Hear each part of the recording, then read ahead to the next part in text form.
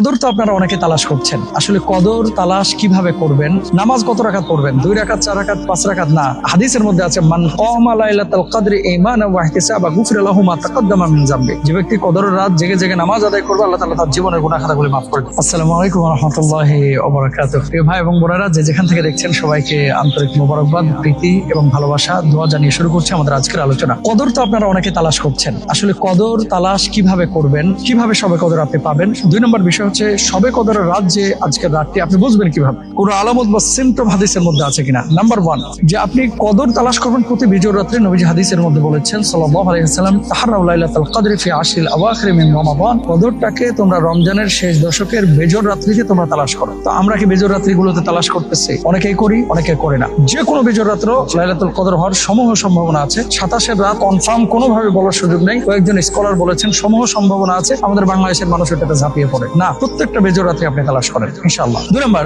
আপনি বুঝবেন কিভাবে যে আজকে কদরের রাত? যেই দিন মানে যে রাতটাই কদর রাত হবে, সেই দিনের দিনটা হবে হচ্ছে সূর্য এমন থাকবে যে সূর্য একেবারে উত্তপ্ত, রোদ ছাড়বে না, আলো ছড়াবে না, লা শুআ আল্লাহা। সেই সূর্যটা হবে তেজোদীপ্তহীন, মানে তেজস্ক্রিয়তা ওরকম থাকবে না সূর্যটা। আকাশ মেঘাচ্ছন্ন থাকবে এবং একটা প্রশান্তির ভাব থাকবে। 2 নম্বর, নবীজি বলেছেন সামহাতুন তালকাতুন লা হাররা ওয়ালা বারিদা।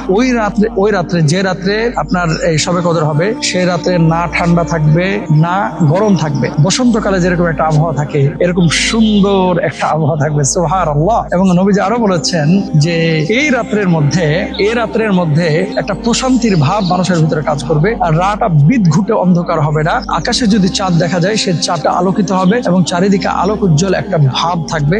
বাতাস বহন করলেও বা বাতাস হলেও সেটা প্রশান্তির বাতাস হবে। এবং রাত্রিবেলায় মৃদু বাতাস বইতে পারে, পাশাপাশি বৃষ্টিও মানে হতে পারে। নবীজি সাল্লাল্লাহু আলাইহি ওয়াসাল্লাম এরপরে আম্মা আয়েশা সিদ্দিকা রাদিয়াল্লাহু তাআলা আনহা তিনি বলছেন, ইয়া রাসূলুল্লাহ, যদি আমি কদর পেয়ে যাই তাহলে কোন দোয়াটি বেশি বেশি পড়বো? আল্লাহর হাবিব সাল্লাল্লাহু আলাইহি ওয়াসাল্লাম জবাব দিয়েছিলেন যে আল্লাহুম্মা ইন্নাকা আফুউন তুহিব্বুল আফওয়া ফা'ফু আন্না। এই দোয়াটা বেশি বেশি পড়বা যে হে আল্লাহ, আপনি ক্ষমাশীল, আপনি ক্ষমা করতে পছন্দ করেন, আপনি আমাকে ক্ষমা করেন বা আপনি আমাদেরকে ক্ষমা করেন। এই দোয়াটা করবেন। নামাজ কত রাকাত পড়বেন? 2 রাকাত, 4 রাকাত, 5 রাকাত? না, হাদিসের মধ্যে আছে মান কামা লাইলাতুল কদরি ঈমানান ওয়া ইহতিসাবা গুফিরা লাহু মা তাকাদ্দামা মিন যামবি। যে ব্যক্তি কদরের রাত জেগে জেগে নামাজ আদায় করবে, আল্লাহ তাআলা তার জীবনের গুনাহ খাতাগুলো মাফ করে দেবেন। এখন সূরা কদরই পড়তে হবে এটা জরুরি না। ফাকরাউ মা তায়াসসারা মিনাল কুরআন। যে কোনো সূরা দিয়ে আপনি নামাজ আদায় করবেন, কোনো সমস্যা নাই ইনশাআল্লাহ। এই রাত্রে বেশি বেশি তওবা ইস্তিগফার করেন, আস্তাগফিরুল্লাহ পড়েন, জিকির আজকার করেন। কোরআন নাজিল যেহেতু এই রাত্রে হয়েছিল, কোরআন পড়েন। এবং আফদালুয যিকরি লা ইলাহা ইল্লাল্লাহ, সর্বোত্তম জিকির হচ্ছে